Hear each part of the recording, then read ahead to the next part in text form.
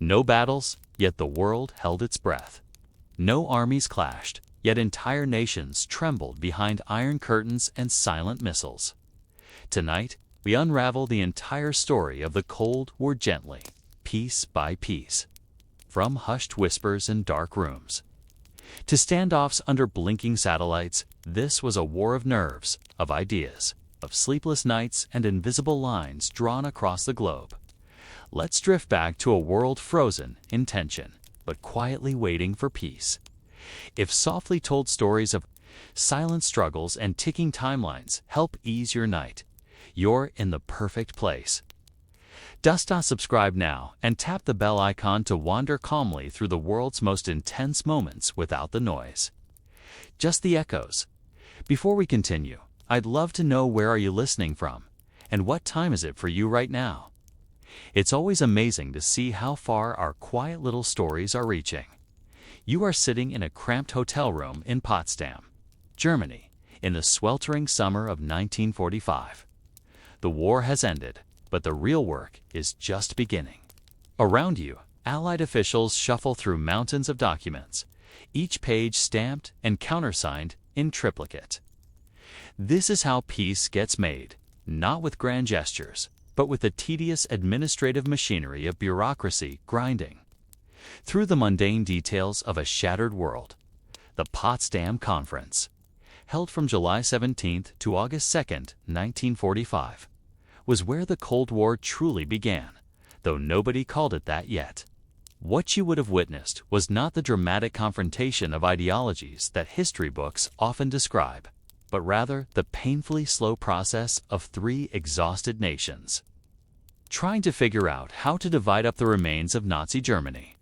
Joseph Stalin, Winston Churchill, soon to be replaced by Clement Attlee, and Harry Truman sat through endless meetings, each accompanied by teams of clerks, translators, and stenographers whose job it was to record every word, every nuance, every disagreement. The American delegation alone brought 42 separate briefing books, each containing hundreds of pages of economic data, population statistics, and territorial recommendations. The Soviet delegation arrived with their own, equally voluminous documentation, though much of it remained classified and inaccessible to their Western counterparts. The British, still maintaining their reputation for diplomatic precision, had prepared detailed position papers on everything from the exact tonnage of coal that should be extracted from the Ruhr Valley to the specific administrative procedures for handling displaced persons. What made these proceedings particularly tedious was that every decision had to be translated into 3 languages, typed up by secretaries, and then reviewed by legal experts before being approved by the heads of state. A simple agreement about the administration of Berlin required 14 separate documents, each cross-referenced and filed in multiple copies. The process was so slow that some delegates complained they spent more time waiting for documents to be prepared than actually negotiating. Yet it was in these mind-numbing administrative details that the seeds of the Cold War were actually planted. When the Americans proposed a specific formula for calculating German reparations, the Soviet delegation requested a 48-hour recess to study the mathematical implications. When the British suggested a particular method for handling the administration of occupied territories, the Soviets countered with their own proposal that required the establishment of entirely new bureaucratic structures. Each side was not just negotiating policy, they were establishing the administrative frameworks that would govern their spheres of influence for decades to come. The most boring yet consequential decisions involved the establishment of what would become known as the four-power control mechanism for governing Germany. This required the creation of 4 separate administrative zones, each with its own military governor, civil administration, and economic oversight committee. The paperwork alone was staggering. Personnel files for thousands of administrators, detailed budgets for reconstruction programs, and comprehensive reports on everything from the condition of bridges to the availability of typewriter ribbons. In government offices, Stalin's delegation was particularly meticulous about record-keeping. They insisted that all agreements be documented not just in the official conference transcripts, but also in separate bilateral memoranda between each pair of Allied powers. This meant that every decision generated not one, but 6 different official documents. Their reasoning was ostensibly to prevent misunderstandings, but the effect was to create a paper trail so complex that future disputes were virtually guaranteed. The Americans, meanwhile, were dealing with their own bureaucratic challenges. President Truman had been in office for less than 4 months, and he was still learning the basic facts about Allied agreements reached during the war. His briefing materials included not just policy recommendations, but also detailed personality profiles of Stalin and Churchill, complete with suggestions for appropriate conversation topics and warnings about subjects to avoid. One particularly mundane document provided instructions on Soviet gift-giving protocols and advised the president on the proper way to respond to toasts at official dinners. What you would have found most striking about these proceedings was how much time was devoted to seemingly trivial matters. An entire afternoon session was spent debating the precise wording of a statement about the future of East Prussia, with diplomats arguing over whether to use the phrase administrative reorganization or territorial adjustment. Another morning was consumed by discussions about the standardization of railway gauges across occupied territories, a technical matter that nonetheless had profound implications for economic integration. The interpretation process added another layer of complexity to these already laborious proceedings. Each delegation brought their own interpreters, but there were frequent disagreements about the precise meaning of key terms. The Russian word kontrenie could be translated as either control or oversight, and the two concepts had very different implications for the administration of occupied territories. Similar ambiguities existed in English and German, leading to lengthy sidebar discussions about linguistic precision. Perhaps most tellingly, the conference produced a final communiqué that was only 8 pages long, but the supporting documentation filled 37 volumes. These supporting materials included detailed administrative procedures for the Allied Control Council, comprehensive lists of German industrial facilities to be dismantled, and specific protocols for the handling of war criminals. Each volume was meticulously indexed and cross-referenced, creating a bureaucratic labyrinth that would take years to fully implement. The Soviet delegation was particularly skilled at using administrative procedures to advance their political objectives. They would frequently request detailed studies of seemingly technical matters, knowing that such studies would take weeks to complete and would give them time to consolidate their position in Eastern Europe. When the Americans proposed a specific timeline for democratic elections in Poland, the Soviets responded by requesting a comprehensive analysis of election procedures in all Allied countries, effectively delaying any meaningful action on the Polish question. But perhaps the most boring and consequential aspect of the Potsdam Conference was the establishment of the administrative infrastructure that would govern Allied relations in the post-war period. This included the creation of the Council of Foreign Ministers, which would meet regularly to resolve disputes and coordinate policy. The Council's rules of procedure filled 43 pages and covered everything from the rotation of chairmanship to the format of official communications. These seemingly minor details would later become major sources of friction as the alliance began to fracture. The conference also established the precedent of using administrative complexity as a diplomatic weapon. When one side wanted to obstruct an unwelcome proposal, they would simply request additional documentation or suggest that the matter be referred to a subcommittee for further study. This tactic was used so frequently that one British official complained that they were drowning in a sea of paper, and suggested that future conferences should include a strict limit on the number of documents that could be submitted. As the conference drew to a close, the delegates were already beginning to understand that their carefully crafted agreements would be only as strong as the administrative mechanisms established to implement them. The Americans were particularly concerned about the Soviet tendency to interpret agreements in ways that served their interests, while the Soviets were suspicious of Western attempts to use bureaucratic procedures to limit their freedom of action. These mutual suspicions would soon transform the Lucidia Suspeitin, the administrative machinery of cooperation, into the Lucidia Celis. Only Ruby Kiss has the luxurious texture that glides on smooth. And Lucidia, institutional framework of confrontation, yet none of the participants could have predicted how these tedious bureaucratic arrangements would shape the next 45 years of international relations. The four-power control mechanism for Germany would become the foundation for the division of Europe. The Council of Foreign Ministers would evolve into a forum for ritualized disagreement rather than genuine cooperation. And the administrative procedures so carefully crafted in the summer of 1945 would become the institutional battleground of the Cold War. But as you sit in that hotel room in Potsdam, watching officials methodically work through their stacks of documents, one question begins to form in your mind. How did these men, who seemed so focused on the minutiae of administration, fail to notice that they were creating the framework for the most dangerous confrontation in human history? You are now in a windowless office in Washington, D.C., in the spring of 1947, surrounded by filing cabinets that stretch from floor to ceiling.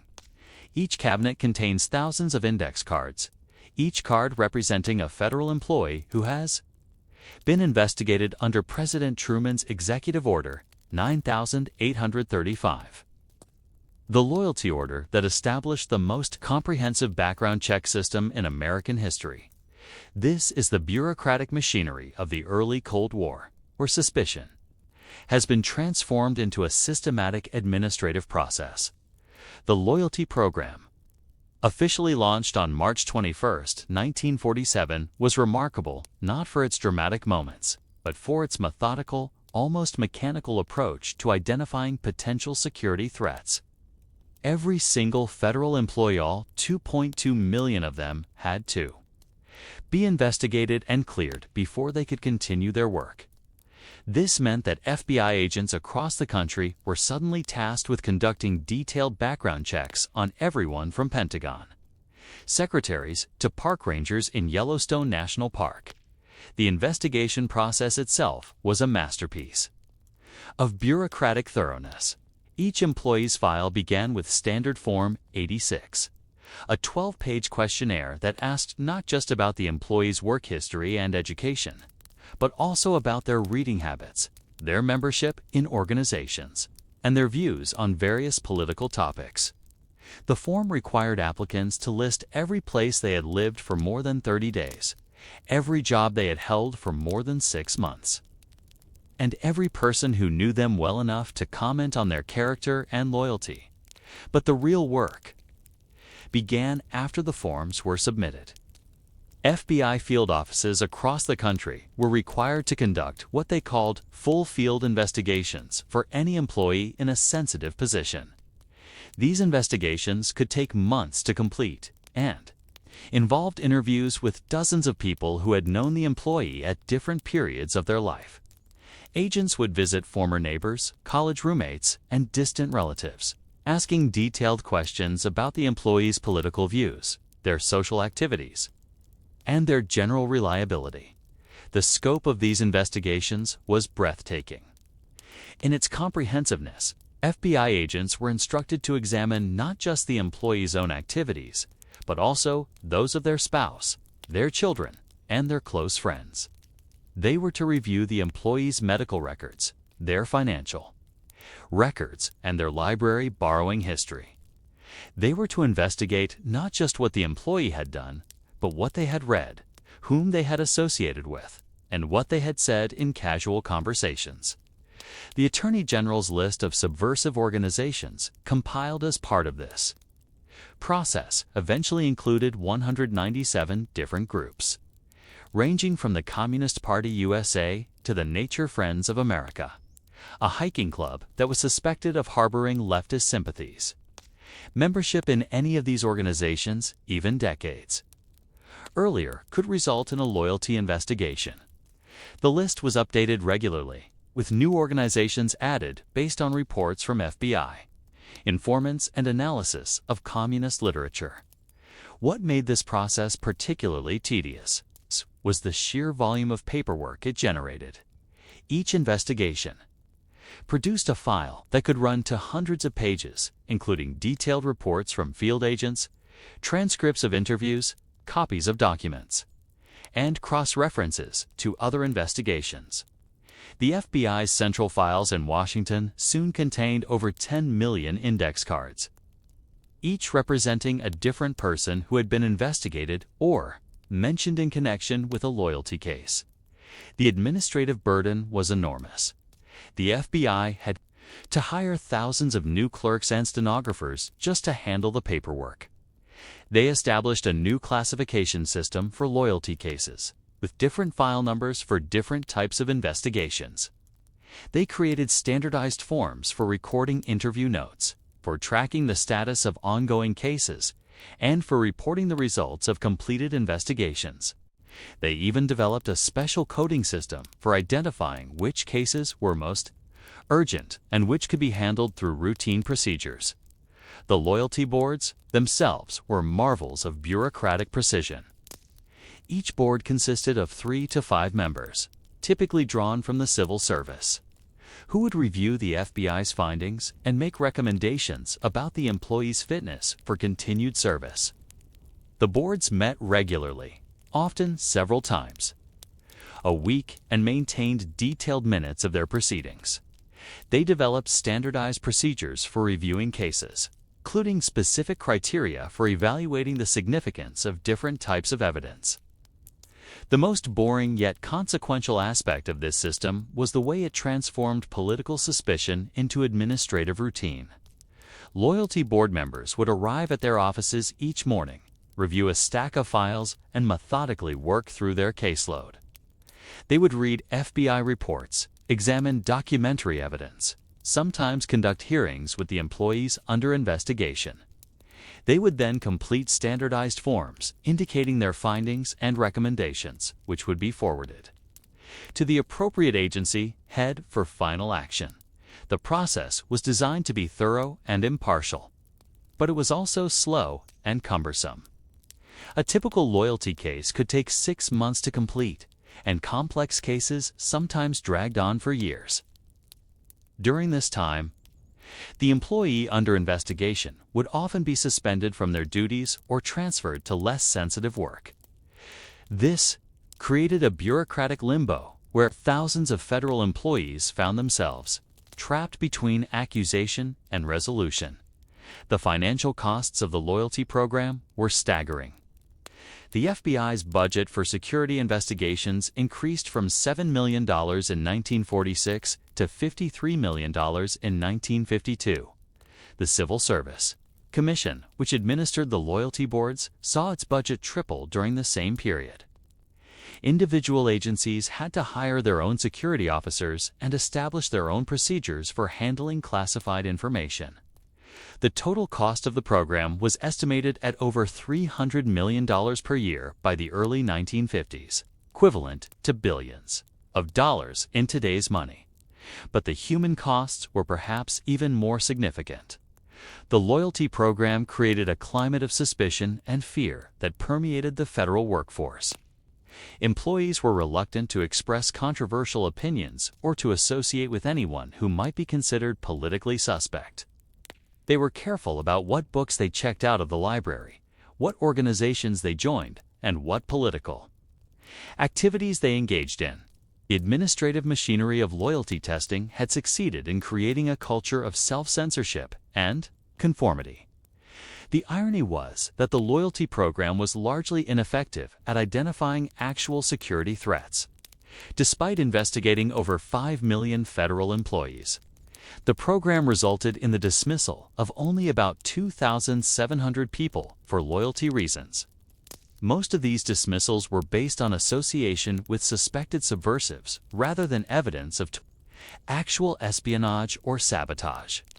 The program did identify a few legitimate security risks, But these were vastly outnumbered by the innocent employees who were subjected to investigation and suspicion.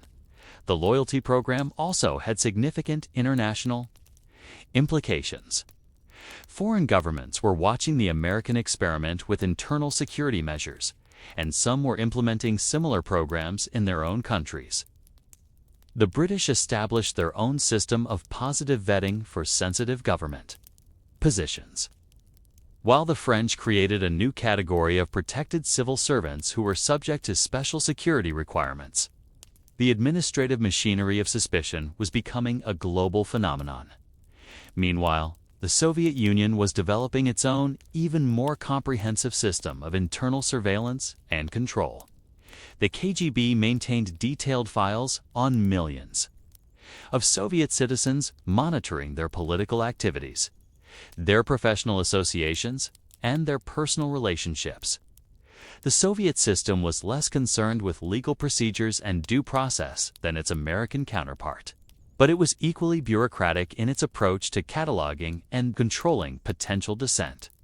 The competition between these two systems of administrative control became one of the defining features of the early Cold War. Each side was convinced that the other was using sophisticated bureaucratic methods to infiltrate and subvert democratic institutions. Each side responded by developing even more elaborate systems of internal security and surveillance. The result was a bureaucratic arms race that consumed enormous resources and created a climate of mutual suspicion that would persist for decades. By 1949, the loyalty program had become so complex and unwieldy that it was consuming more resources than many entire federal agencies. The FBI was struggling to keep up with the volume of investigations, and the loyalty boards were facing enormous backlogs of cases. Some agencies were spending more on security investigations than on their primary missions. The administrative machinery of suspicion had become a major industry in its own right, employing thousands of people and generating millions of documents. Yet the program continued to expand. New categories of sensitive positions were added regularly, requiring investigation of even more federal employees. The scope of background investigations was broadened to include more aspects of employees' personal lives and political activities. The Attorney General's list of subversive organizations grew longer each year, encompassing an ever wider range of political and social groups. The loyalty program also began to influence hiring practices throughout the federal government. Personnel. Officers became reluctant to hire anyone with an unusual background or unconventional political views. They favored candidates who had lived in small towns, attended mainstream universities, and belonged to conventional organizations. The result was a gradual homogenization of the federal workforce, as diversity of background and opinion was systematically discouraged. As you sit in that windowless office, surrounded by thousands of loyalty files, you begin to understand how the administrative machinery of suspicion was transforming American society. The government was not just investigating its employees, it was reshaping the very character of public service, creating a bureaucratic culture based on conformity and caution, rather than innovation and independence. But one question remains: how did a system designed to protect American democracy end up undermining the very qualities openness, diversity, and freedom of thought that democracy requires to survive? You are standing in the basement of the old Executive Office building in Washington, D.C., in the winter of 1950. Watching as teams of clerks carefully organize thousands of documents into neat stacks. These are the contingency plans for the Berlin blockade, a crisis that officially ended 8 months ago, but whose administrative aftermath continues to generate paperwork.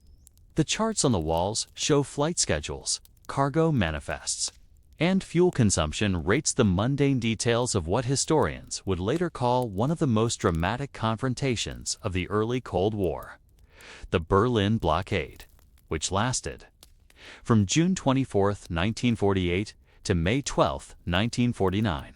was remarkable not for its moments of high drama, but for the extraordinary administrative effort required to keep 2.2 million West Berliners supplied with food, fuel, and other necessities. The Berlin Airlift, as it came to be known, was essentially a massive logistics operation that required the coordination of hundreds of aircraft, thousands of personnel, and millions of tons of supplies. The boring details of this operation reveal how the Cold War was fundamentally a contest between competing systems of organization and administration. The decision to supply Berlin by air was made not by generals or politicians, but by a small group of logistics experts who spent several days in June 1948, calculating whether it was technically feasible. They examined weather patterns, runway capacity, aircraft availability, and fuel requirements. They studied the dietary needs of the Berlin population, the heating requirements of residential buildings, and the industrial raw materials needed to keep the city's economy functioning. Their conclusion was that it would be difficult, expensive, and dangerous, but possible. The administrative machinery required to implement this decision was staggering in its complexity. The Military Air Transport Service had to establish new flight routes, coordinate with civilian airlines, and develop new procedures for loading and unloading cargo. The Army had to establish supply depots, coordinate with manufacturers, and arrange for the transportation of goods from factories across the United States to airfields in Germany. The Navy had to modify its own transport procedures to support the operation. Even though it was primarily an Air Force mission, the most boring yet essential aspect of the operation was the development of standardized procedures for every aspect of the airlift. Pilots had to follow precise flight plans that specified not just their route and altitude, but also their exact. The naval quarantine of Q carefully termed a quarantine, rather than a blockade to avoid the legal implications of an act of war required the most complex peacetime naval operation in American history. The paperwork alone was staggering. Rules of engagement had to be drafted, translated, and distributed to every ship captain. Intercept procedures had to be standardized across different naval commands, and communication protocols had to be established. Between the Navy, the State Department, the White House, each Soviet ship approaching the quarantine line generated its own file folder, complete with photographs, technical specifications, cargo manifests, and intelligence assessments. The quarantine line itself was not a physical barrier, but an administrative construct, a series of coordinates plotted on charts and transmitted to naval vessels. Through routine radio communications, the establishment of this line required consultations with international lawyers, maritime experts, and naval strategists. The legal justification for the quarantine filled 47 pages of closely typed analysis, while the operational procedures required another 156 pages of detailed instructions. Every aspect of the operation had to be documented, approved, and filed in multiple copies. The most boring yet critical aspect of the crisis was the establishment of communication procedures between Washington and Moscow. The famous hotline between the White House and the Kremlin was actually a teleprinter system that required messages to be typed, encoded, transmitted, decoded, and translated before they could be delivered. Each message generated multiple copies, one for the President, one for the Secretary of State, one for the Defense Secretary, and additional copies for various intelligence agencies and military commands. The clerical staff responsible for handling these messages worked in shifts around the clock, maintaining detailed logs of every communication. The intelligence requirements of the crisis were enormous. The CIA was tasked with providing daily updates on Soviet activities in Cuba, requiring the coordination of satellite reconnaissance, electronic surveillance, and human intelligence sources. Each intelligence report had to be written, reviewed, classified, and distributed according to strict procedures. The analysts responsible for interpreting reconnaissance photographs worked in windowless rooms, hunched over light tables, measuring the dimensions of missile sites, and calculating the operational readiness of Soviet equipment. The Executive Committee of the National Security Council, known as EXCOM, met almost continuously during the crisis, generating thousands of pages of meeting transcripts, briefing papers, and decision memoranda. Each meeting required extensive preparation. Briefing books had to be compiled, security clearances had to be verified, and seating arrangements had to be coordinated. The stenographers who recorded these meetings worked in strict secrecy, producing transcripts that would not be declassified for decades. The military preparations for a possible invasion of Cuba required the largest peacetime mobilization of American forces since World War II. Over 100,000 troops were deployed to bases in Florida, Georgia, and the Caribbean, each requiring detailed movement orders, supply requisitions, and logistical support. The paperwork generated by this mobilization filled entire warehouses, personnel files, equipment inventories, medical records, and security clearances. The administrative staff at MacDill Air Force Base in Tampa worked 18-hour days just to process the documentation required for the military buildup. The diplomatic aspects of the crisis were equally complex. The State Department was simultaneously managing communications with the Soviet Union, consulting with NATO allies, briefing the United Nations, and coordinating with the Organization of American States. Each diplomatic initiative required its own set of procedures. Cables had to be drafted, cleared, and transmitted. Briefing papers had to be prepared for ambassadors and foreign ministers, and talking points had to be developed for various diplomatic scenarios. The most remarkable aspect of the crisis was the sheer volume of routine administrative work that continued even as the world teetered on the brink of nuclear war. Federal agencies continued to process applications, issue permits, and conduct inspections. The Postal Service continued to deliver mail. The Internal Revenue Service continued to audit tax returns. The Social Security Administration continued to process benefit claims. The bureaucratic machinery of government continued to function. Even as senior officials planned for the possibility of nuclear combat, the financial costs of the crisis were enormous but largely hidden from public view. The military mobilization alone cost over $200 million, while the intelligence operations required additional tens of millions. The administrative expenses, overtime payments for federal employees, communication costs, transportation expenses added millions more. The total cost of the 13-day crisis exceeded $500 million, equivalent to about $4 billion in today's money. The Soviet side of the crisis was equally bureaucratic, though less well documented. The Soviet decision-making process involved multiple layers of review, from the local commanders in Cuba to the Defense Ministry in Moscow to the Politburo in the Kremlin. Each level of the hierarchy generated its own reports, analyses, and recommendations. The Soviet diplomatic apparatus was simultaneously managing communications with the United States, consulting with Warsaw Pact allies, and coordinating with the United Nations. The administrative burden of managing a global crisis was enormous. For both superpowers, the resolution of the crisis was as bureaucratic as its management.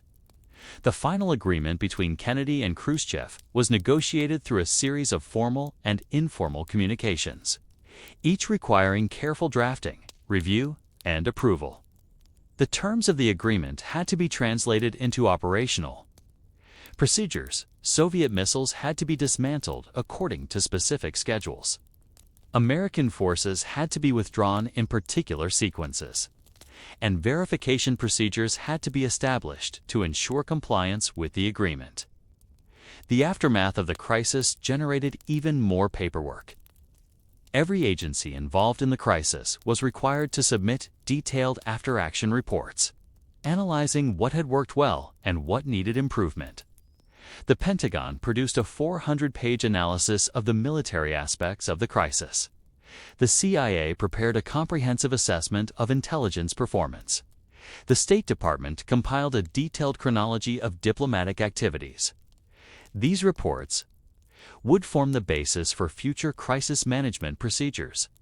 The Cuban Missile Crisis also led to significant changes in the bureaucratic machinery of national security. The experience revealed serious problems with communication procedures, coordination mechanisms, and decision-making processes.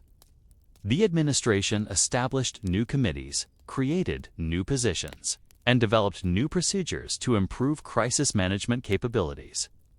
The National Security Council staff was expanded. The Pentagon's Joint Staff was reorganized, and the CIA's analytical capabilities were enhanced. Perhaps most importantly, the crisis demonstrated the critical importance of bureaucratic competence. In managing international crises, the difference between peace and war often depended not on the wisdom of political leaders, but on the effectiveness of the administrative systems that supported them. The clerks who processed intelligence reports, the communications specialists who maintained the hotline, and the military officers who coordinated the quarantine were as important to the outcome as the advisors. The crisis also revealed the extent to which Cold War competition had become a contest between administrative systems. The United States and the Soviet Union were not just competing militarily and politically, but bureaucratically. Each side was trying to develop more efficient methods of crisis management, more reliable communication systems, and more effective coordination procedures. The side that could organize its government more effectively would have a significant advantage in future confrontations. As you watch the clerks in that cramped office methodically sorting through their stacks of documents, you begin to understand how the most dangerous moment in human history was managed through the routine procedures of bureaucratic administration. The fate of the world depended not on dramatic gestures or heroic decisions, but on the quiet competence of thousands of government employees who processed information, coordinated activities, and maintained the administrative machinery that made rational decision-making possible. But as you observe this bureaucratic ballet, one troubling question emerges. If the Cuban Missile Crisis demonstrated the importance of effective administration in managing international crises, why did it also reveals so many weaknesses in the bureaucratic systems of both superpowers?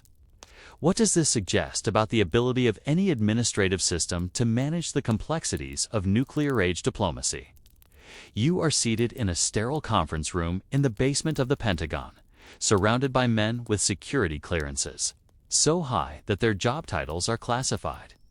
The year is 1961, and the charts on the walls display not battle plans, but mathematical equations and statistical models that attempt to quantify the unquantifiable, the psychology of nuclear deterrence.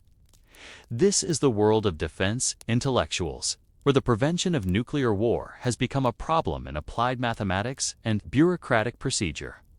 The doctrine of mutual assured destruction mat, as it was appropriately acronage required, the most sophisticated administrative apparatus in human history. The system was based on the premise that nuclear war could be prevented by maintaining the ability to inflict unacceptable damage on an aggressor. But implementing this concept required thousands of calculations, procedures, and bureaucratic protocols. The men around you spend their days working out the mathematical relationships between missile accuracy, warhead yield, and target vulnerability, creating elaborate models that reduce the fate of civilization to a series of differential equations. The Single Integrated Operational Plan (SIOP), the master blueprint for American nuclear strategy. It was a document so complex that it required its own bureaucratic infrastructure to maintain. The SIOP was updated annually, with each revision requiring months of analysis, coordination, and review.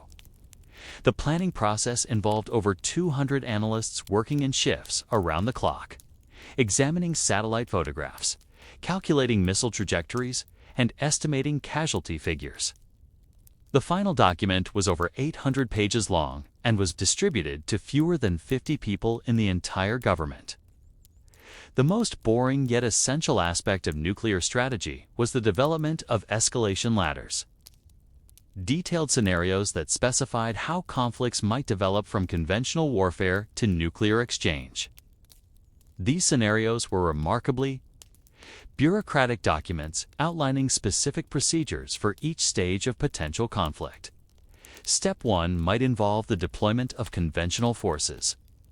Step 2 might involve the use of tactical nuclear weapons. Step 3 might involve limited strategic strikes. Each step had its own procedures, authorization requirements, and communication protocols. The command and control systems required to implement nuclear strategy were marvels of bureaucratic engineering. The National Command Authority, the President, and the Secretary of Defense had to be able to communicate with nuclear forces anywhere in the world within minutes. This required the establishment of multiple communication networks, each with its own procedures, protocols, and backup systems. The administrative staff responsible for maintaining these systems worked in underground facilities, following detailed checklists and procedures that had been refined through countless exercises and simulations. The nuclear football, the briefcase, that accompanied the president everywhere was not just a communication device, but a portable bureaucratic system. The briefcase contained not just the codes needed to authorize nuclear strikes, but also detailed procedures for presidential succession, target selection, and damage assessment. The military aide who carried the briefcase was required to memorize dozens of procedures and to practice them regularly through classified exercises. The development of nuclear strategy required the creation of entirely new forms of expertise. The Rand Corporation, established in 1948, became a think tank dedicated to the mathematical analysis of nuclear warfare. Rand employed hundreds of analysts who worked on problems like optimal targeting strategies, crisis stability, and arms control verification. These analysts produced thousands of reports, each filled with equations, graphs, and statistical models that attempted to bring scientific precision to the art of nuclear strategy. The bureaucratic requirements of nuclear strategy extended far beyond the military. The Federal Emergency Management Agency was established to coordinate civil defense activities, requiring the development of elaborate procedures for evacuating cities, distributing emergency supplies, and maintaining government operations during nuclear attack. The agency employed thousands of planners who worked on scenarios that ranged from limited nuclear exchange to full-scale nuclear war. Their plans filled hundreds of volumes and were updated regularly to reflect changes in nuclear strategy and urban development. The economic implications of nuclear strategy were staggering. The Defense Department estimated that the administrative costs of maintaining nuclear forces exceeded $50 billion per year by the 1980s. This included not just the cost of the weapons themselves, but also the salaries of the thousands of analysts, planners, and administrators who worked on nuclear strategy. The indirect costs, the opportunity costs of having brilliant minds working on nuclear war instead of productive activities were even higher.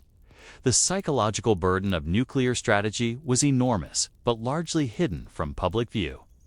The analysts who worked on nuclear targeting had to confront the reality that their calculations involved the deaths of millions of people. Many suffered from what psychologists would later call nuclear anxiety, a form of existential dread that affected people who worked closely with nuclear weapons. The administrative procedures for handling this psychological burden were inadequate, consisting mainly of security clearances and psychological evaluations that were designed to identify security risks rather than provide mental health support. The international implications of nuclear strategy were equally complex. The United States was not the only nuclear power, and American planners had to consider the nuclear capabilities and strategies of other nations in their calculations.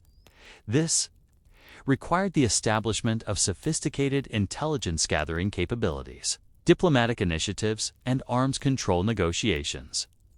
Each of these activities generated its own bureaucratic requirements and administrative procedures. The Soviet Union was developing its own nuclear strategy. though information about it was much more limited. American intelligence agencies spent enormous resources trying to understand Soviet nuclear doctrine, employing thousands of analysts who studied Soviet military literature, intercepted communications, and debriefed defectors. The intelligence reports produced by these efforts were voluminous and often contradictory. But they provided the basis for American strategic planning. The nuclear competition between the United States and the Soviet Union was not just about weapons, but about the administrative systems required to support them. Each side was trying to develop more efficient methods of strategic planning, more reliable command and control systems, and more sophisticated analytical capabilities. The side that could organize its nuclear bureaucracy more effectively would gain a significant strategic advantage. The arms control negotiations that began in the 1960s were themselves major bureaucratic undertakings.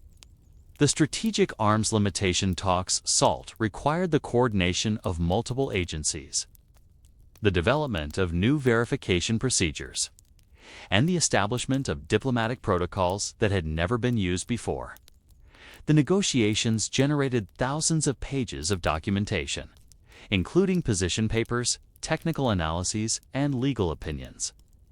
The administrative staff supporting these negotiations worked for years to develop the procedures and protocols that would govern nuclear arms control. The verification requirements of arms control agreements were particularly complex. The United States and the Soviet Union had to develop new methods of monitoring each other's nuclear forces, requiring the establishment of sophisticated intelligence gathering capabilities and analytical procedures. The national technical means of verification satellites, radar systems, and electronic surveillance required their own bureaucratic infrastructure to maintain and operate by the early 1970s. The nuclear competition had created vast bureaucratic empires on both sides of the Iron Curtain. The American nuclear establishment included not just the Pentagon and the AEC, but also the CIA, the State Department, the Arms Control and Disarmament Agency, and dozens of other agencies, as well as hundreds of private contractors and thousands of academic researchers. The Soviet nuclear establishment was smaller but equally complex, involving the military, the KGB, various ministries, and numerous research institutes. The administrative requirements of nuclear strategy were transforming the nature of government itself.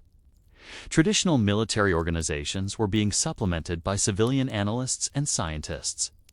Government agencies were developing new forms of expertise in areas like systems analysis, game theory, and strategic planning.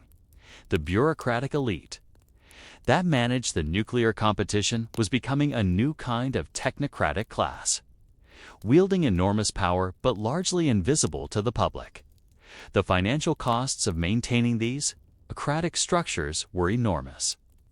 The Pentagon estimated that administrative expenses accounted for about 40% of total nuclear weapons spending, meaning that billions of dollars were being spent each year just on the paperwork required to manage the nuclear competition. This administrative overhead was necessary to ensure that nuclear weapons were safe, secure, and ready for use. But it also represented a significant drain on national resources. As you sit in that sterile conference room, watching analysts methodically work through their calculations, you begin to understand how the nuclear age had fundamentally changed the nature of warfare and statecraft. The traditional concepts of military strategy were being replaced by mathematical models and bureaucratic procedures.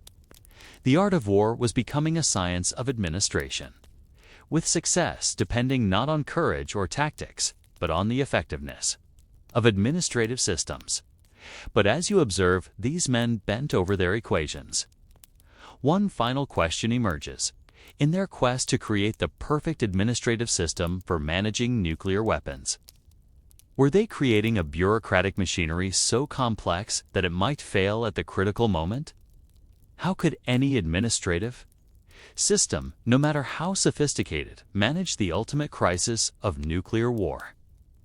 You are sitting in a nondescript office building in Langley, Virginia, in the autumn of 1965. Surrounded by filing cabinets that contain the administrative records of America's secret war against communism. The room smells of cigarettes and mimeograph. Ink and the fluorescent lights hum constantly as clerks methodically sort through intelligence reports, operational cables, and expense vouchers. This is the Central Intelligence Agency's Directorate of Operations, where the romantic image of international espionage meets the mundane reality of bureaucratic procedure. The Vietnam War, which was escalating rapidly in 1965, was not just a military conflict, but a massive administrative undertaking that required the coordination of dozens of agencies and thousands of personnel. The CIA alone employed over 18,000 people worldwide, most of whom were not glamorous spies, but ordinary bureaucrats who processed intelligence reports, maintained communication systems, and managed the logistical requirements of covert operations. The agency's annual budget exceeded $750 million. But more than half of this money was spent on administrative overhead rather than actual intelligence gathering. The most boring yet essential aspect of the CIA's operations was the maintenance of what intelligence professionals called operational security, the elaborate procedures designed to protect the identities of agents and the details of covert operations. Every CIA employee had to follow detailed security protocols that governed everything from how they handled classified documents to where they could eat lunch. The security regulations filled 3 volumes and were updated quarterly, requiring employees to attend regular briefings and sign acknowledgement forms. The recruitment of foreign agents was itself a bureaucratic process that could take months or even years to complete. Potential agents had to be identified, assessed, and gradually cultivated through a series of increasingly intimate contacts. Each stage of this process required detailed documentation, including psychological profiles, financial assessments, and security evaluations. The case officers responsible for managing these recruitments maintained extensive files on their contacts, recording everything from their personal habits to their political views. The most tedious aspect of intelligence work was the preparation of intelligence reports. Every piece of information collected by CIA agents had to be written up in standardized formats, classified according to established procedures, and distributed to appropriate officials. The average intelligence report went through 7 different reviews before it was considered ready for distribution. Each reviewer had to sign off on the document, and any changes had to be carefully documented and approved. The result was a paper trail that could trace any piece of intelligence, from its original source to its final destination. The communication systems that linked CIA headquarters with stations around the world were marvels of bureaucratic engineering. Every cable sent or received had to be logged, classified, and filed according to strict procedures. The communications staff worked in shifts around the clock, maintaining detailed records of every message. The cable traffic generated by CIA operations was so voluminous that the agency had to establish its own printing plant just to produce the copies required for distribution and filing. The financial aspects of covert operations were equally bureaucratic. Every expenditure had to be authorized, documented, and audited according to established procedures.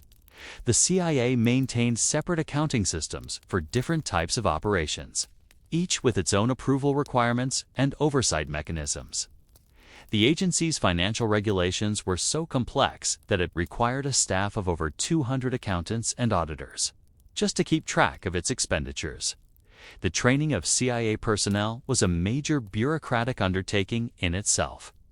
The agency operated several training facilities, including the famous farm in Virginia, where new recruits learned the basic skills of intelligence work. The training programs were highly structured, with detailed curricula, standardized testing, procedures, and extensive documentation requirements. Each trainee had to pass written examinations, practical exercises, and psychological evaluations before being certified for operational duties. The most remarkable aspect of CIA operations was the extent to which they relied on routine administrative procedures rather than the dramatic techniques popularized in spy novels. The vast majority of intelligence was collected not through daring espionage operations, but through the systematic analysis of publicly available information. CIA analysts spent their days reading foreign newspapers, studying government publications, and analyzing economic statistics. Their work was methodical, scholarly, and often boring, but it provided the foundation for American understanding of communist activities around the world. The bureaucratic requirements of the Vietnam War extended far beyond the CIA. The Defense Department had to coordinate the activities of multiple military services, each with its own procedures and protocols. The State Department had to manage diplomatic relations with dozens of countries, requiring the preparation of countless cables, briefing papers, and position statements. The Agency for International Development had to oversee economic assistance programs, requiring detailed project proposals, financial reports, and impact assessments. The most boring yet significant aspect of the Vietnam War was the development of what military planners called metrics, statistical measures designed to quantify progress in what was essentially an unquantifiable conflict. The Pentagon required field commanders to submit daily reports on everything from enemy casualties to villages pacified, generating enormous amounts of data that was compiled, analyzed, and reported to senior officials. The statistical reporting requirements were so extensive that some units spent more time on paperwork than on combat operations. The psychological warfare aspects of the Vietnam conflict were equally bureaucratic. The United States Information Agency operated radio stations, produced propaganda materials, and conducted opinion surveys throughout Southeast Asia. These activities required extensive planning, coordination, and documentation. The USIA maintained detailed files on its target audiences, measured the effectiveness of its programs through sophisticated polling techniques, and produced comprehensive reports on the impact of its activities. The financial costs of the Vietnam War were staggering, but much of the expense was hidden in the administrative overhead required to support combat operations. The Defense Department estimated that administrative costs accounted for about 35% of total war expenditures, meaning that billions of dollars were being spent each year just on the paperwork required to manage the conflict. This administrative overhead included everything from personnel records to supply requisitions to casualty reports. The Soviet Union and its allies were conducting their own covert operations, though information about them was much more limited. The KGB employed tens of thousands of people worldwide, maintaining extensive networks of agents, informants, and sympathizers. The Soviet intelligence services were highly bureaucratic organizations with elaborate procedures for recruiting, agents conducting operations, and reporting results. The competition between American and Soviet intelligence services was as much a contest between administrative systems as between individual agents. The proxy wars that characterized the Cold War were not just military conflicts, but administrative challenges that required the coordination of multiple agencies and thousands of personnel. The United States was simultaneously supporting anti-communist forces in Vietnam, Laos, Cambodia, Nicaragua, Angola, and Afghanistan, each requiring its own operational procedures, supply systems, and oversight mechanisms. The administrative burden of managing these multiple conflicts was enormous. The arms supply operations that supported proxy forces were particularly complex. The CIA had to arrange for the purchase of weapons from various suppliers, organize their transportation to conflict zones, and ensure their distribution to appropriate recipients. Each step of this process required detailed documentation, including end-user certificates, shipping manifests, and delivery receipts. The agency maintained extensive files on its weapons suppliers, tracking everything from their reliability to their political connections. The training of proxy forces was another major bureaucratic undertaking. The CIA operated training camps in various countries, staffed by American instructors and equipped with American weapons and equipment. The training programs were highly structured, with detailed curricula, standardized procedures, and extensive documentation requirements. Each trainee had to be vetted, trained, and certified before being deployed to operational areas. The intelligence requirements of proxy warfare were enormous. The CIA had to maintain detailed knowledge of political conditions, military capabilities, and social dynamics in dozens of countries. This required the establishment of intelligence networks, the cultivation of local contacts, and the continuous analysis of information from multiple sources. The intelligence files maintained by the agency filled entire warehouses and required hundreds of analysts to process and evaluate. The diplomatic aspects of proxy warfare were equally complex. The United States had to maintain relationships with allied governments, coordinate with international organizations, and manage the political implications of its covert activities. The State Department was required to prepare detailed briefing papers, position statements, and talking points for use in diplomatic negotiations. The diplomatic reporting requirements were so extensive that some embassies spent more time on paperwork than on actual diplomacy. As you sit in that fluorescent-lit office, watching clerks methodically process their stacks of documents, you begin to understand how the Cold War's proxy conflicts were as much about administrative competence as military capability. The side that could organize its covert operations more effectively, manage its intelligence networks more efficiently, and coordinate its activities more successfully would have a significant advantage in the global struggle against communism. But as you observe these bureaucrats quietly going about their work, one question begins to emerge. In their focus on administrative efficiency and bureaucratic procedure, were they losing sight of the human consequences of the policies they were implementing? How could such rational, methodical procedures be used to manage conflicts that were fundamentally about human suffering and political change? You are now standing in a basement corridor beneath the Soviet Embassy in Washington, D.C. in the winter of 1977. Watching as FBI technicians methodically install sophisticated listening devices in the walls. This is Operation Monopoly, one of the most boring yet ambitious espionage operations of the Cold War, a bureaucratic undertaking that required the coordination of multiple agencies, the expenditure of millions of dollars, and the maintenance of elaborate administrative procedures to keep the operation secret. The tunnel being constructed beneath the embassy was not just an engineering project, but a massive administrative undertaking that required the coordination of the FBI, the NSA, the CIA, and several other agencies. The FBI had to purchase several houses in the surrounding neighborhood to serve as observation posts and tunnel entrances, requiring the establishment of front companies, the preparation of real estate documents, and the maintenance of elaborate cover stories. Each house purchase generated its own paper trail, including mortgage applications, insurance policies, and utility connections.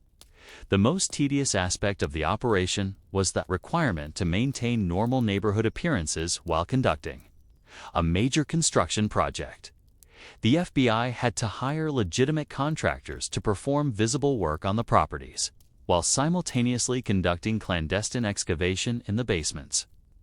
This required the preparation of two sets of construction plans, the maintenance of separate accounting systems, and the coordination of work schedules to avoid conflicts between the legitimate and illegitimate activities.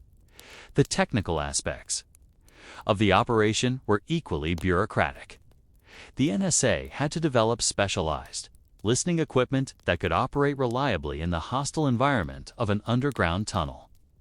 This required extensive research and development, the preparation of technical specifications, and the coordination of procurement procedures. The equipment had to be designed, manufactured, tested, and installed according to strict quality control procedures. all while maintaining the secrecy of the operation.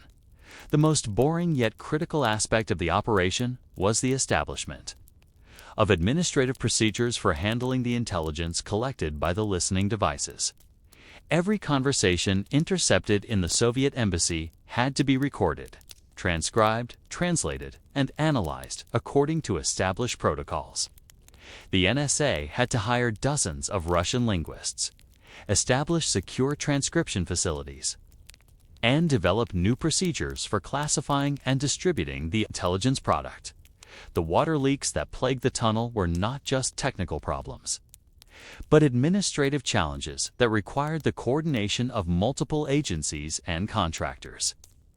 The FBI had to hire waterproofing specialists, coordinate with utility companies, and maintain elaborate cover stories to explain the unusual construction activities. The repairs required detailed planning, extensive documentation, and careful coordination to avoid compromising the operation's security.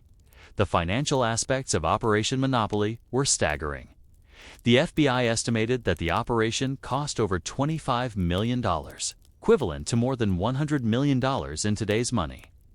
This included not just the construction costs, but also the salaries of the hundreds of personnel involved in the operation, the cost of the specialized equipment, and the administrative overhead required to maintain operational security. Financial records of the operation were so sensitive that they were maintained in a separate accounting system with its own approval procedures and audit requirements.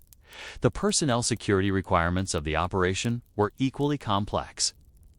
Every person involved in the operation had to undergo extensive background investigations, psychological evaluations, and polygraph examinations. The FBI maintained detailed files on all personnel, including their family members, associates, and financial circumstances. The security clearance process could take months to complete and required the coordination of multiple agencies and extensive documentation. The most remarkable aspect of Operation Monopoly was the extent to which it relied on routine administrative procedures rather than dramatic espionage techniques.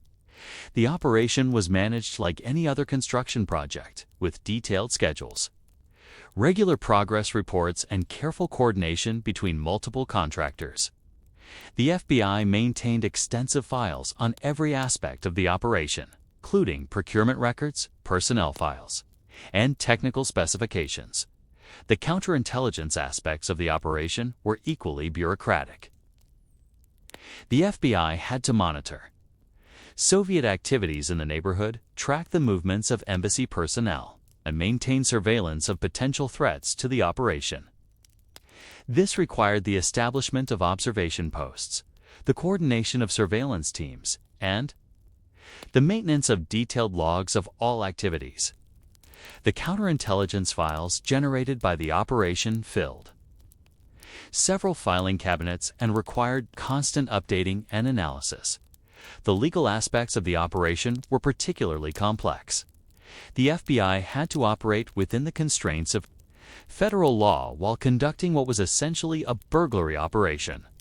This required extensive consultation with Justice Department lawyers, the preparation of detailed legal opinions, and the establishment of procedures for handling any evidence that might be discovered.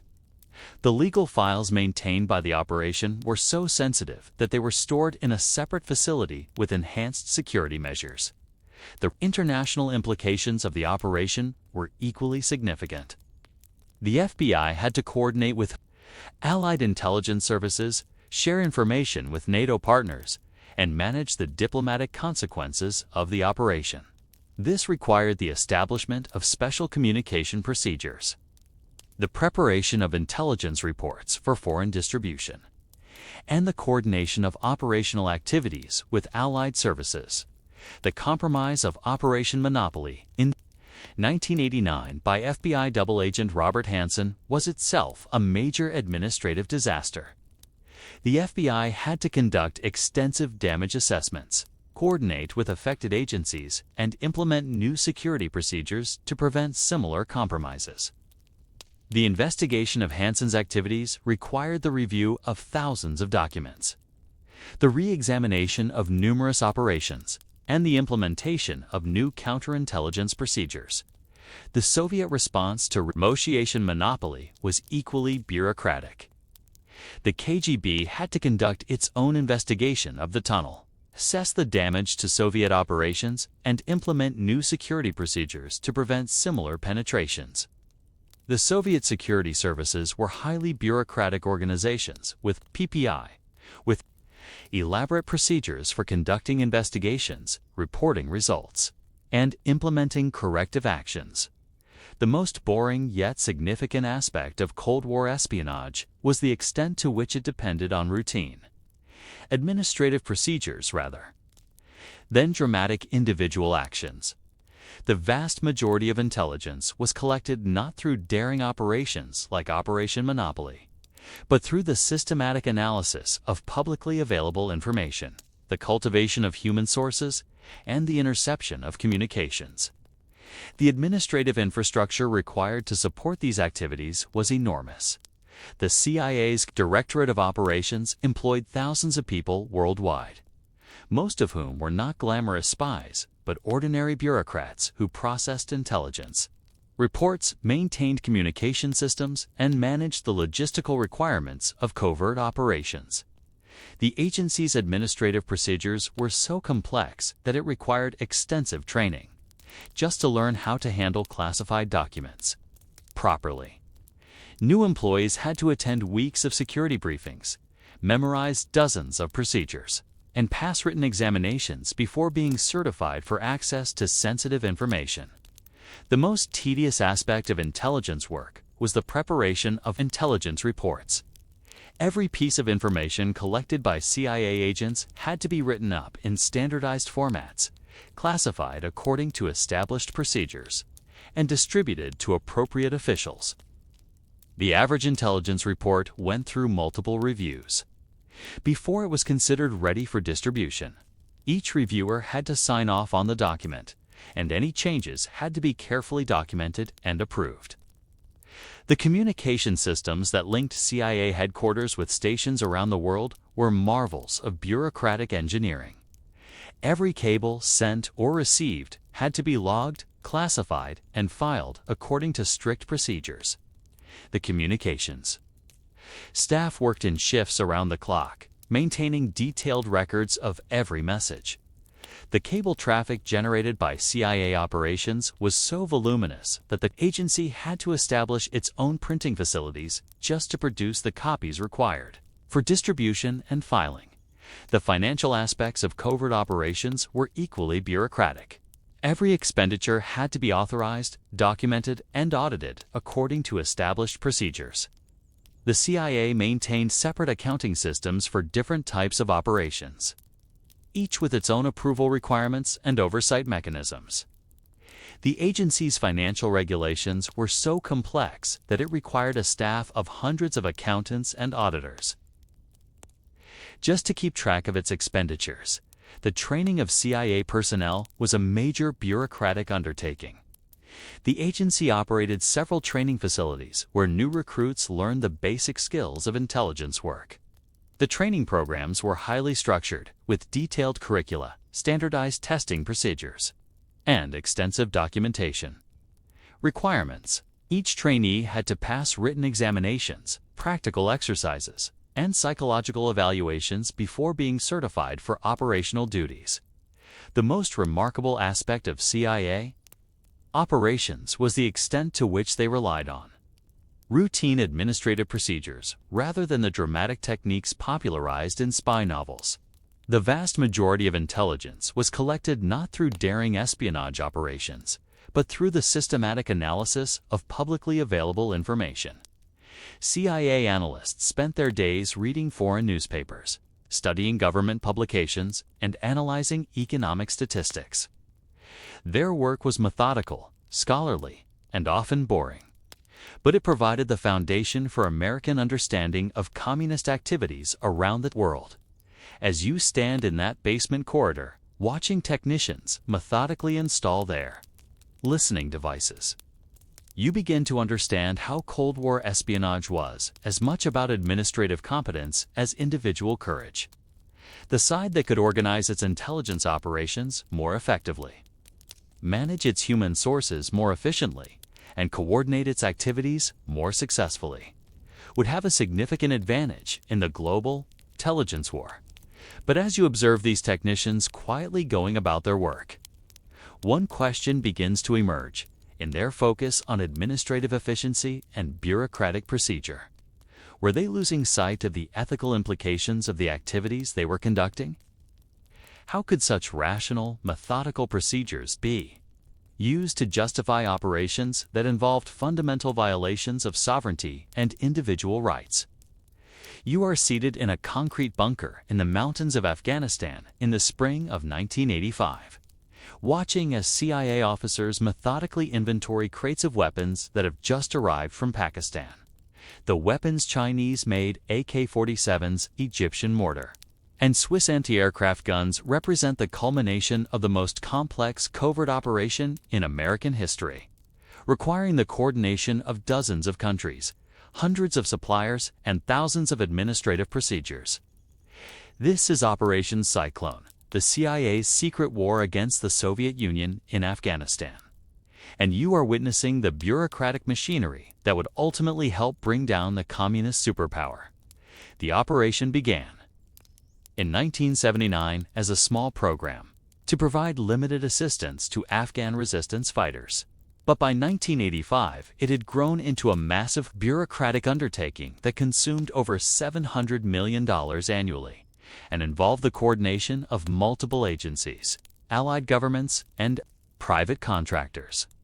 The CIA had to establish new procurement procedures, develop specialized transportation systems, and create elaborate administrative structures to manage the flow of weapons and supplies to the Afghan Mujahideen. The most boring, yet essential, aspect of the operation was the establishment of what intelligence professionals called plausible deniability, administrative procedures designed to conceal American involvement in the weapons supply operation. Every weapon purchased by the CIA had to be obtained from third-party suppliers, transported through circuitous routes, and delivered through intermediaries who could not be directly linked to the American government. This required the establishment of numerous front companies, the preparation of false documentation, and the maintenance of elaborate financial arrangements. The weapons procurement process was itself a major bureaucratic undertaking. The CIA had to identify suitable suppliers, negotiate purchase agreements, and arrange for the manufacture of weapons that could not be traced to American sources. The agency maintained detailed files on dozens of weapon suppliers around the world, tracking their reliability, their political connections, and their ability to provide weapons without compromising operational security. Each weapons purchase generated its own paper trail, including contracts, invoices, and delivery receipts.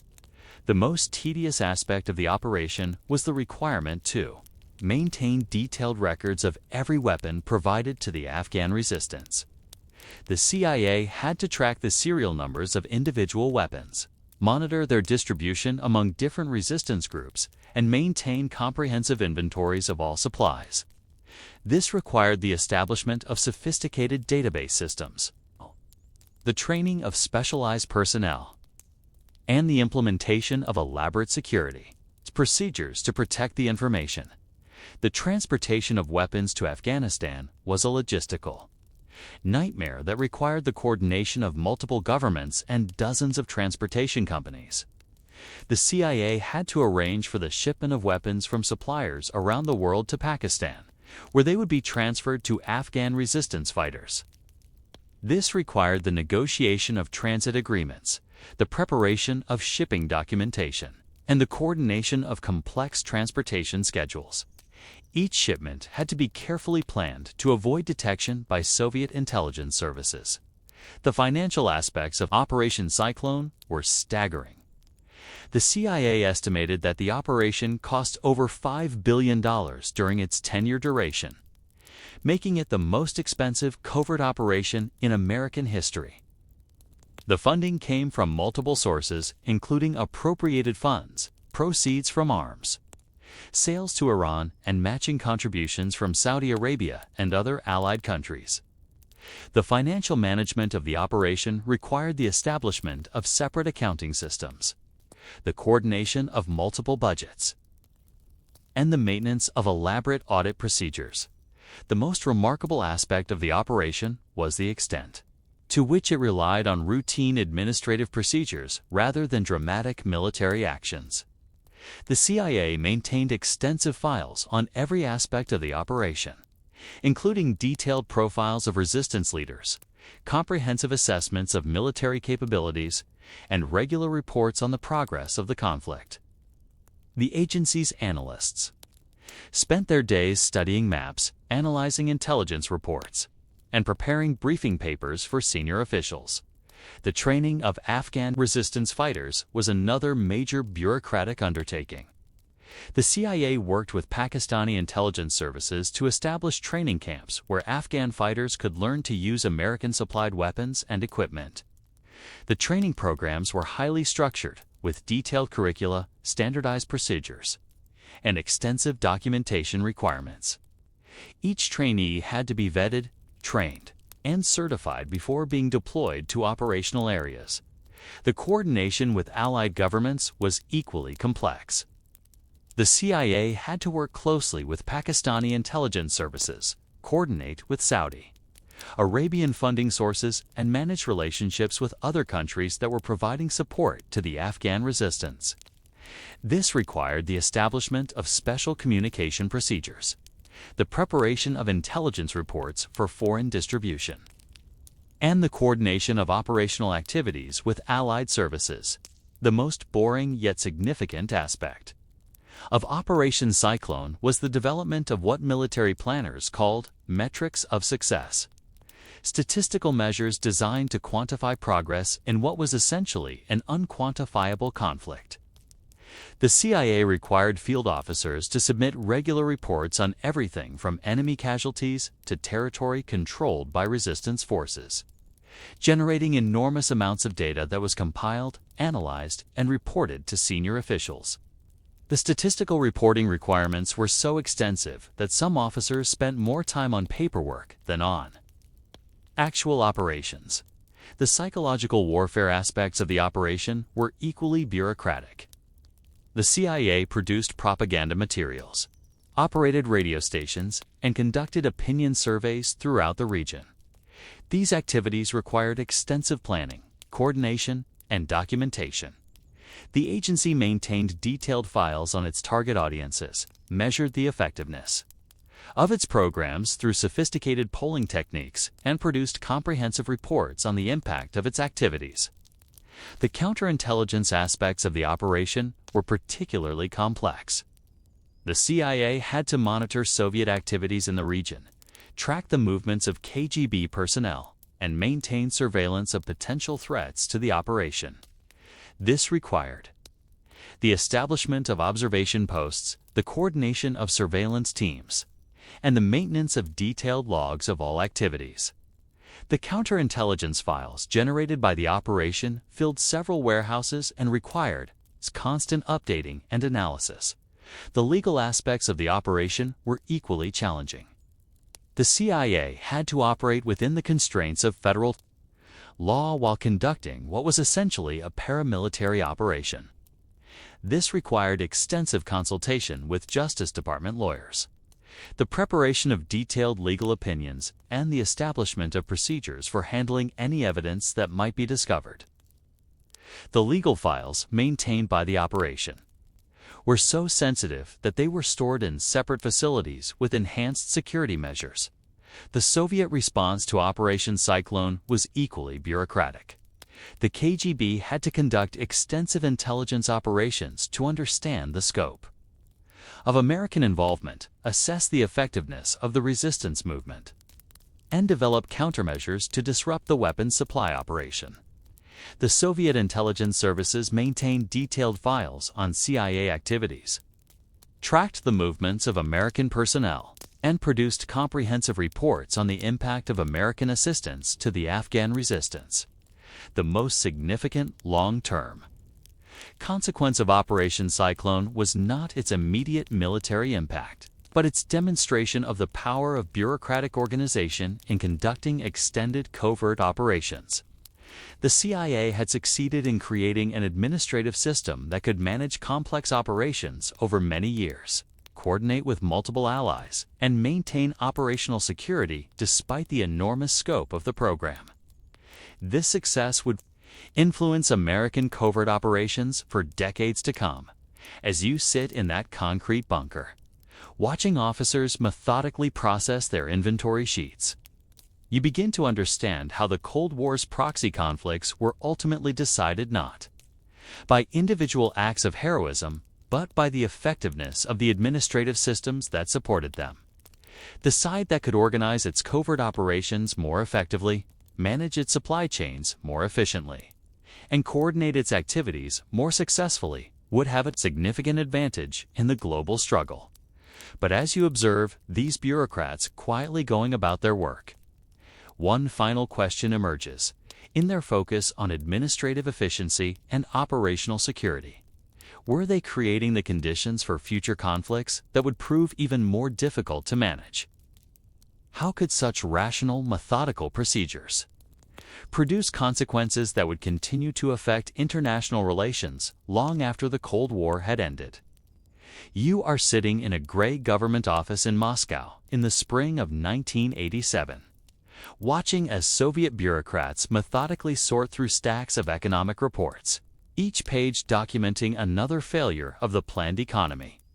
The charts on the walls show production statistics that everyone knows are inflated, while the filing cabinets contain the real numbers that reveal the true extent of the Soviet Union's economic crisis. This is the Ministry of Economics, where the boring details of systemic failure are being carefully documented by the very system that is failing.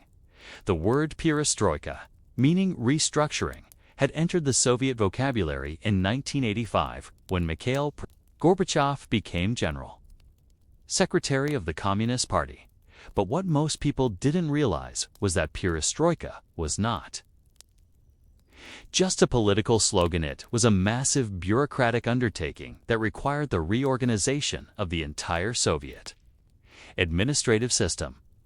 The process of restructuring generated millions of documents, required the retraining of thousands of officials, and created new bureaucratic procedures that often conflicted with existing ones.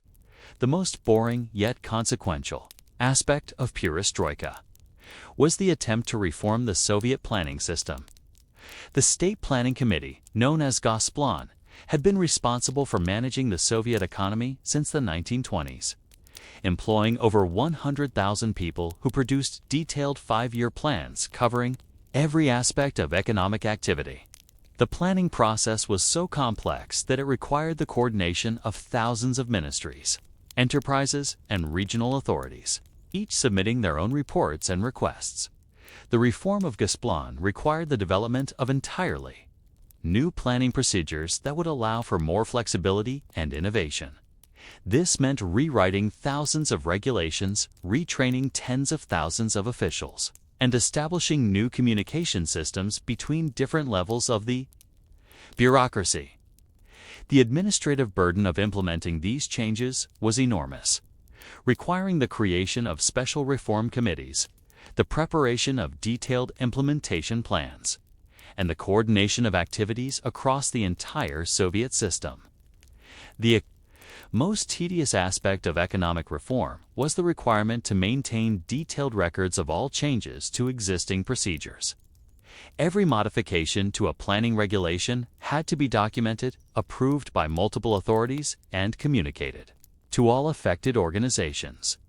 The paperwork generated by these changes was staggering. One estimate suggested that the reform process generated over 10 million pages of documentation in its first 2 years alone. The financial aspects of perestroika were equally bureaucratic.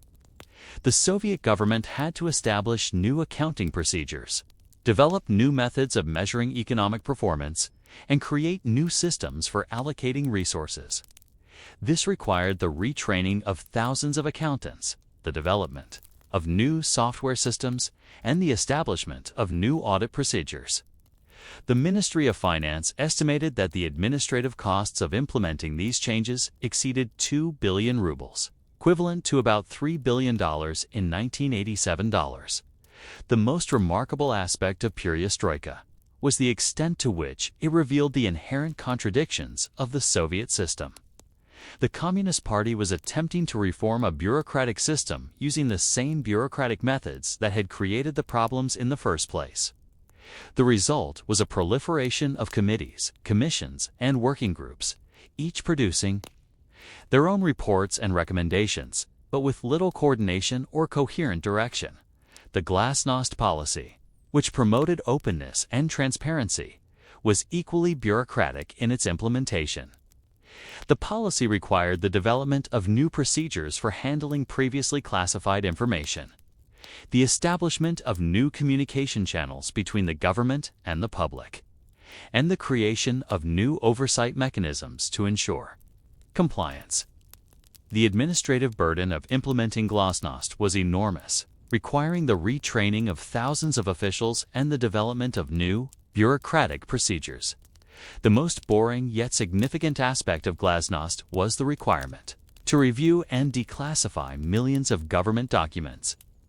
Special committees were established to examine existing files, determine what information could be released, and develop new classification procedures.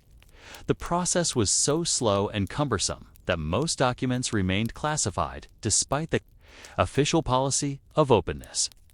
The bureaucracy was effectively protecting itself from the reforms that were supposed to make it more transparent. The industrial aspects of perestroika were particularly complex. The Soviet Union had thousands of state-owned enterprises, each operating according to detailed plans and regulations developed by central authorities. The reform process required the development of new management procedures, the establishment of new performance criteria, and the creation of new incentive systems. Each enterprise had to develop its own reform plan, submit it for approval, and implement changes according to prescribed procedures. The most tedious aspect of industrial reform was the requirement to maintain detailed records of all changes to existing procedures. Every modification to a production plan had to be documented, approved by multiple authorities, and communicated to all affected organizations. The paperwork generated by these changes was enormous. Some enterprises spent more time on reform documentation than on actual production activities. The agricultural aspects of perestroika were equally bureaucratic. The Soviet Union had thousands of collective farms, each operating according to detailed plans developed by central authorities. The reform process required the development of new farming procedures, the establishment of new performance criteria, and the creation of new incentive systems. Each farm had to develop its own reform plan, submit it for approval, and implement changes according to prescribed procedures. The most boring yet consequential aspect of agricultural reform was the attempt to introduce market mechanisms into a system that had been based on central planning for over 60 years. This required the development of new pricing procedures, the establishment of new distribution systems, and the creation of new regulatory frameworks. The administrative burden of implementing these changes was enormous, requiring the coordination of multiple ministries and thousands of local authorities. The international aspects of perestroika were equally complex. The Soviet Union was attempting to reform its domestic system while simultaneously managing its international relationships, including its commitments to Warsaw Pact allies and its involvement in various proxy conflicts around the world. The reform process required the development of new diplomatic procedures, the establishment of new communication channels with foreign governments, and the creation of new oversight mechanisms for international activities.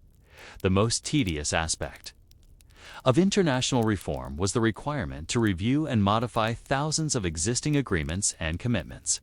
Every treaty, trade agreement, and military alliance had to be examined to determine its compatibility with the new reform policies.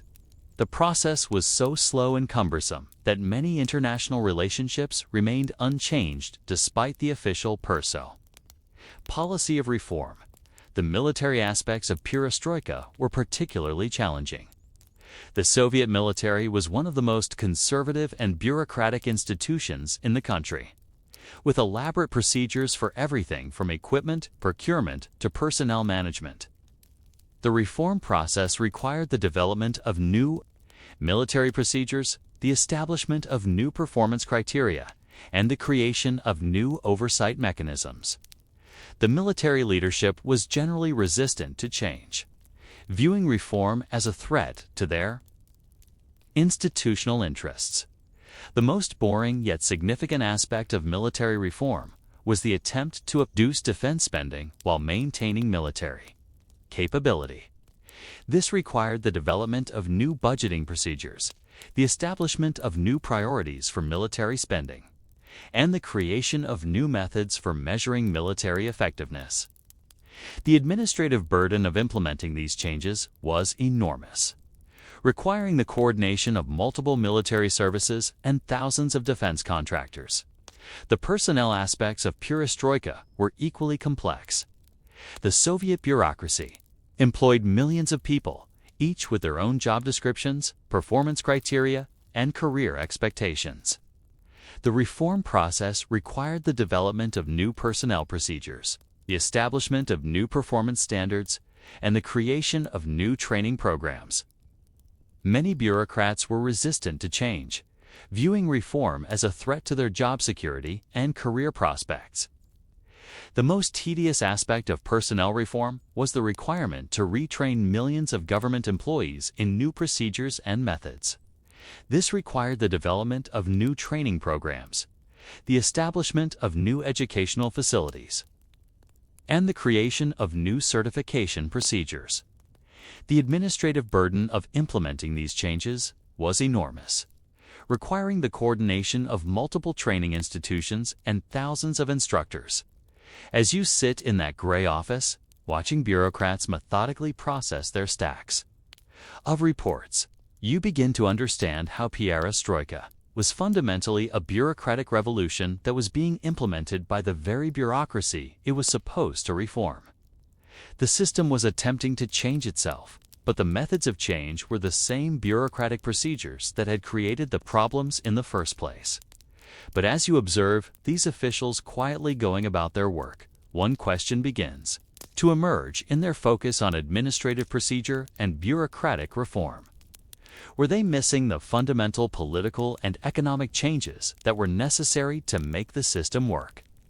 How could such rational, methodical procedures address problems that were fundamentally about human motivation and social organization? You are now standing in the corridors of the Kremlin in the autumn of 1989, watching as Soviet officials frantically shuffle between meetings, carrying briefcases full of reports about the rapidly deteriorating situation in Eastern Europe. The Berlin Wall has just fallen, and the administrative machinery of the Soviet Empire is struggling to respond to events that are moving faster than the bureaucratic procedures designed to manage them. This is the moment when the careful administrative systems that had maintained communist control for decades began to break down under the weight of their own complexity. The fall of the Berlin Wall on November 9, 1989, is not just a political event, but a bureaucratic disaster that revealed the fundamental weaknesses of the Soviet administrative system. The East German government had been preparing for months to modify its travel restrictions, developing new procedures for handling exit visa applications and coordinating with border guards about implementation. But the announcement of the new policy was made prematurely and without proper coordination, leading to the chaotic scenes that television cameras captured as thousands of East Germans rushed to the border crossings. The most boring yet significant aspect of the wall's fall was the complete breakdown of administrative procedures that had been carefully developed over decades.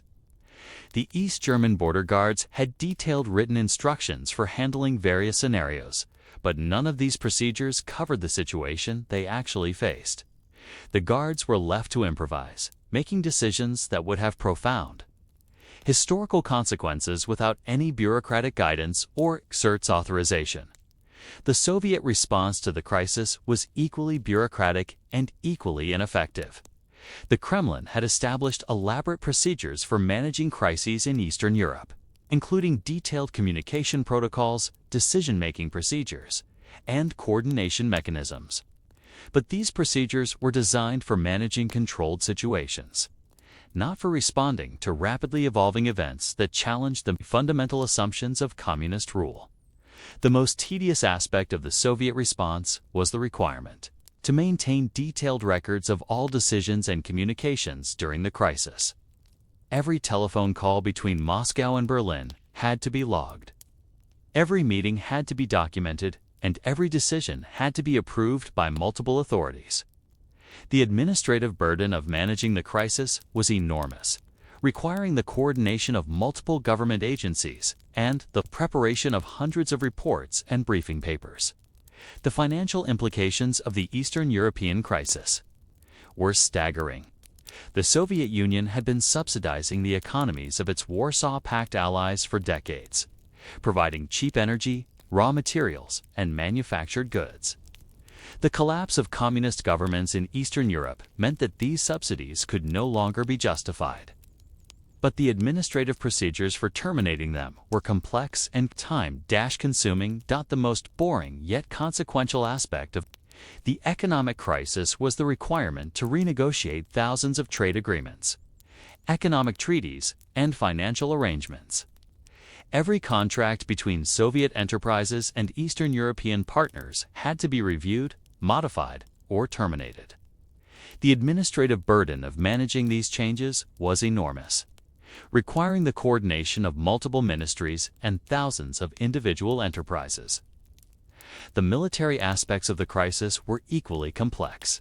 The Soviet Union had over 500,000 troops stationed in Eastern Europe, each requiring detailed logistical support, administrative oversight, and coordination with local authorities. The withdrawal of these forces required the development of new procedures for equipment disposition, personnel redeployment, and facility closure. The administrative burden of managing this withdrawal was enormous, requiring the coordination of multiple military services and thousands of support personnel. The most tedious aspect of the military withdrawal was the requirement to maintain detailed records of all equipment and personnel movements. Every tank, truck, and weapon had to be inventoried, transported, and accounted for. Every soldier had to be processed, reassigned, and relocated. The paperwork generated by these activities was staggering. One estimate suggested that the withdrawal process generated over 50 million pages of documentation. The diplomatic aspects of the crisis were equally bureaucratic. The Soviet Union had to manage its relationships with collapsing Eastern European governments, coordinate with Western allies, and negotiate new arrangements for European security. This required the development of new diplomatic procedures, the establishment of new communication channels, and the creation of new oversight mechanisms for international activities. The most boring yet significant aspect of the diplomatic crisis was the requirement to review and modify thousands of existing agreements and commitments. Every treaty, alliance agreement, and diplomatic protocol had to be examined to determine its continued validity. The process was so slow and cumbersome that many diplomatic relationships remained in limbo for months or even years. The internal aspects of the crisis were equally challenging. The Soviet Union was simultaneously dealing with the collapse of its external empire and growing internal pressures for reform. The various Soviet republics were demanding greater autonomy. Ethnic minorities were asserting their rights, and the economy was continuing to deteriorate. The administrative burden of managing these multiple crises was overwhelming the capacity of the Soviet bureaucracy. The most tedious aspect of the internal crisis was the requirement to develop new procedures for handling requests for autonomy and independence from various Soviet republics. Each republic had to submit detailed proposals, undergo extensive review processes, and negotiate with central authorities. The administrative burden of managing these negotiations was enormous, requiring the coordination of multiple government agencies and the preparation of hundreds of reports and position papers. The economic aspects of the internal crisis were particularly complex. The Soviet-planned economy was breaking down with shortages of basic goods, declining production, and growing black market activity. The government was attempting to implement market reforms while maintaining central control, creating a bureaucratic nightmare that satisfied no one. The administrative procedures for managing this transition were inadequate and often contradictory. The most boring yet consequential aspect of the economic crisis was the attempt to maintain statistical reporting systems that no longer reflected reality. Soviet statisticians continued to produce detailed reports on economic performance, but these reports were increasingly divorced from actual conditions. The bureaucracy was effectively lying to itself, maintaining the appearance of administrative control while losing actual control over economic activity. The personnel aspects of the crisis were equally challenging. The Soviet bureaucracy was struggling to maintain morale and effectiveness as the system it was designed to serve was collapsing around it. Many officials were abandoning their posts, others were actively undermining government policies, and still others were simply going through the motions of their jobs without any real commitment to their responsibilities. The most tedious aspect of the personnel crisis was the requirement to maintain detailed records of all personnel actions during the crisis. Every resignation, transfer, and dismissal had to be documented, approved by multiple authorities, and communicated to all affected organizations. The administrative burden of managing these personnel changes was enormous, requiring the coordination of multiple agencies and the preparation of thousands of individual files. The information aspects of the crisis were particularly complex.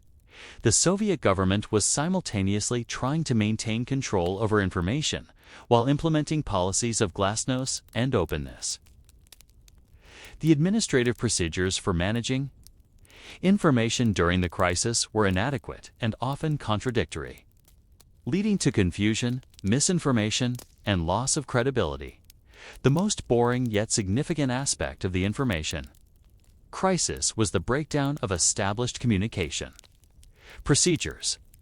The Soviet government had elaborate systems for controlling and distributing information, but these systems were designed for managing controlled situations, not for responding to rapidly evolving events that challenged fundamental assumptions about government authority. The legal aspects of the crisis were equally challenging.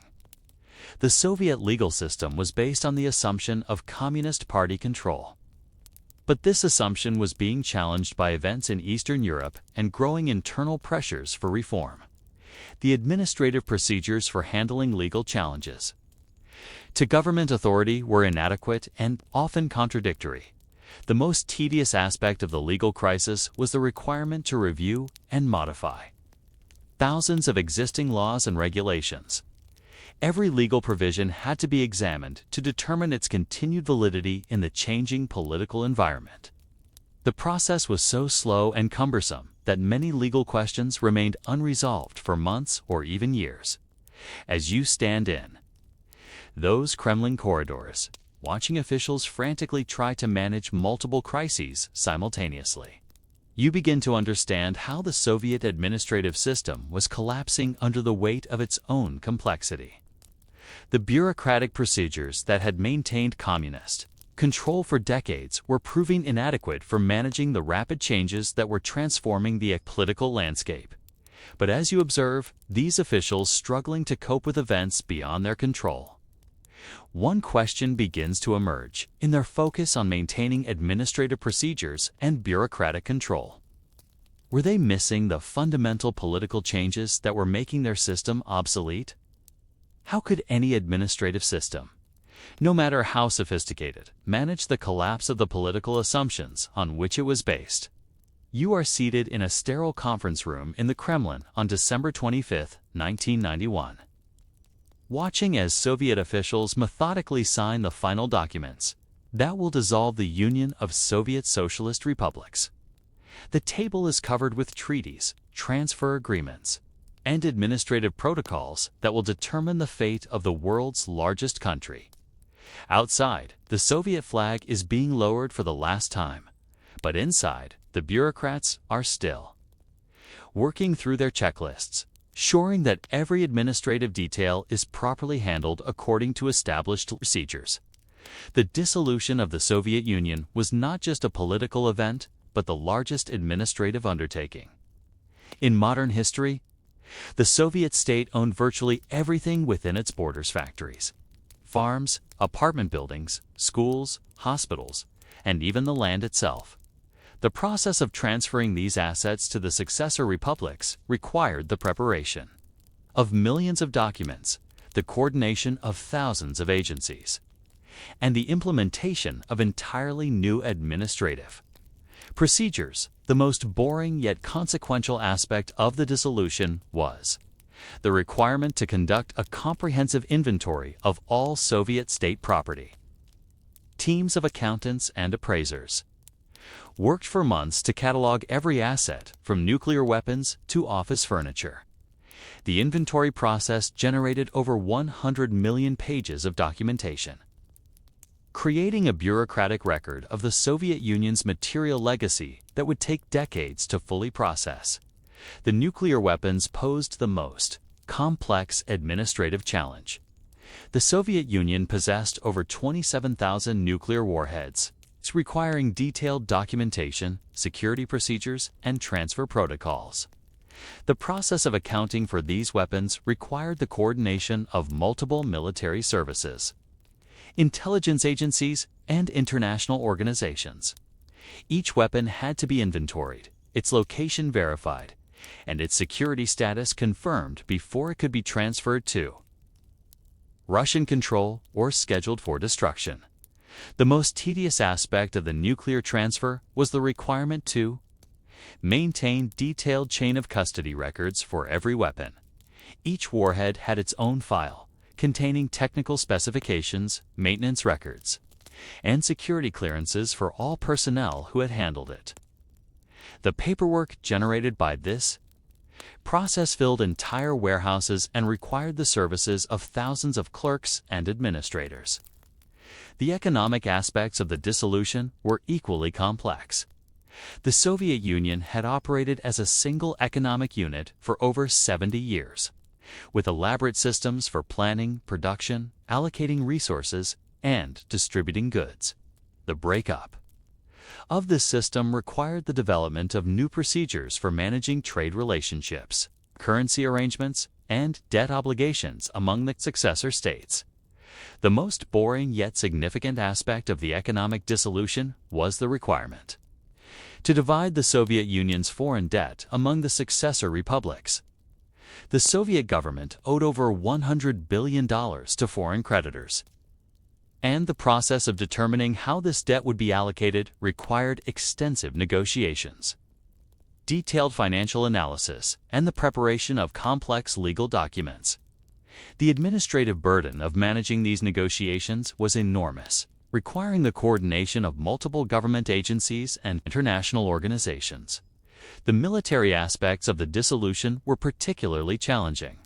The Soviet armed forces had over 4 million active-duty personnel stationed throughout the former Soviet Union, each requiring new assignments, new citizenship documentation, and new command structures. The process of dividing the military among the successor states required the development of new procedures for personnel transfers, equipment allocation, and facility management. The most tedious aspect of the military dissolution was the requirement to maintain detailed records of all personnel actions during the transition. Every soldier, sailor, and airman had to be processed individually, with documentation of their service history, security clearances, and new assignments. The paperwork generated by this process was staggering. One estimate suggested that the military transition generated over 200 million Pages of documentation dot the administrative aspects of the dissolution were equally complex. The Soviet government had employed over 18 million people in various bureaucratic positions, each requiring new employment arrangements, pension benefits, and healthcare coverage. The process of transferring these employees to the successor states required the development of new procedures for personnel management, benefits administration, and record keeping, the most boring yet consequential aspect of the administrative. Dissolution was the requirement to maintain detailed personnel files for all government employees during the transition. Every employee had to be processed individually, with documentation of their employment history, security clearances, and new assignments. The administrative burden of managing these personnel transfers was enormous, requiring the coordination of multiple agencies and the preparation of millions of individual files. The legal aspects of the dissolution were particularly complex. The Soviet legal system was based on a comprehensive body of laws and regulations that had been developed over decades. The process of transferring legal authority to the successor states required the review and modification of thousands of existing laws, the development of new legal frameworks, and the establishment of new judicial procedures. The most tedious aspect of the legal dissolution was the requirement to review and modify every existing law and regulation to determine its continued validity in the successor states. This process required the coordination of multiple legal agencies, the preparation of detailed legal analyses, and the development of new legislative procedures. The administrative burden of managing these legal changes was enormous, requiring the services of thousands of lawyers and legal experts. The international aspects of the dissolution were equally challenging. The Soviet Union had been a party to thousands of international agreements, treaties, and organizations. The process of transferring these international obligations to the successor states required extensive negotiations, detailed legal analysis, and the preparation of complex diplomatic documents. The most boring yet significant aspect of the international dissolution was the requirement to review and modify every existing international agreement to determine how it would be handled by the successor states. This process required the coordination of multiple diplomatic agencies, the preparation of detailed legal analyses, and the development of new diplomatic procedures. The administrative burden of managing these international changes was enormous, requiring the services of thousands of diplomats and international lawyers. The financial aspects of the dissolution were particularly complex. The Soviet Union had operated a comprehensive financial system, including banks, insurance companies, and investment funds. The process of transferring these financial assets to the successor states required the development of new procedures for asset valuation, liability allocation, and regulatory oversight. The most tedious aspect of the financial dissolution was the requirement to conduct detailed audits of all Soviet financial institutions to determine their assets, liabilities, and ownership structures. This process required the coordination of multiple financial agencies, the preparation of detailed financial analyses, and the development of new regulatory procedures. The administrative burden of managing these financial changes was enormous, requiring the services of thousands of accountants and financial experts. The cultural aspects of the dissolution were equally challenging. The Soviet Union had maintained extensive cultural institutions, including museums, libraries, theaters, and educational facilities. The process of transferring these cultural assets to the successor states required the development of new procedures for cultural preservation, institutional management, and international cooperation. The most boring yet consequential aspect of the cultural dissolution was the requirement to catalog and transfer millions of cultural artifacts, documents, and artworks to the appropriate successor states. This process required the coordination of multiple cultural agencies, the preparation of detailed inventories, and the development of new preservation procedures. The administrative burden of managing these cultural transfers was enormous, requiring the services of thousands of cultural experts and archivists. The environmental aspects of the dissolution were particularly complex. The Soviet Union had created extensive environmental problems, including nuclear contamination, industrial pollution, and ecological damage. The process of transferring environmental responsibility to the successor states required the development of new procedures for environmental assessment, cleanup coordination, and international cooperation.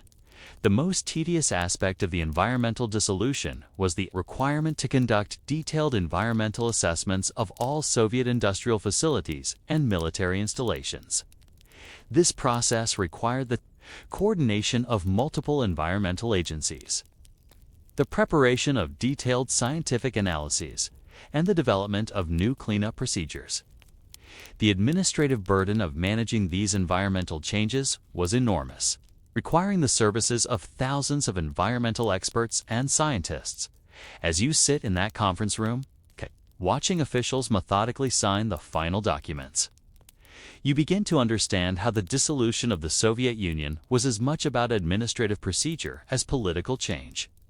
The bureaucratic machinery that had maintained communist control for decades was now being used to dismantle the system it had served. The same attention to detail, the same commitment to proper procedures, and the same bureaucratic thoroughness that had characterized the Soviet system were now being applied to its own dissolution. But as you observe these officials quietly going about their work, one final question emerges in their focus on administrative procedure and bureaucratic correctness. Were they missing the human drama of the moment? How could such rational, methodical procedures be used to manage the end of an empire that had shaped the lives of hundreds of millions of people for over 70 years?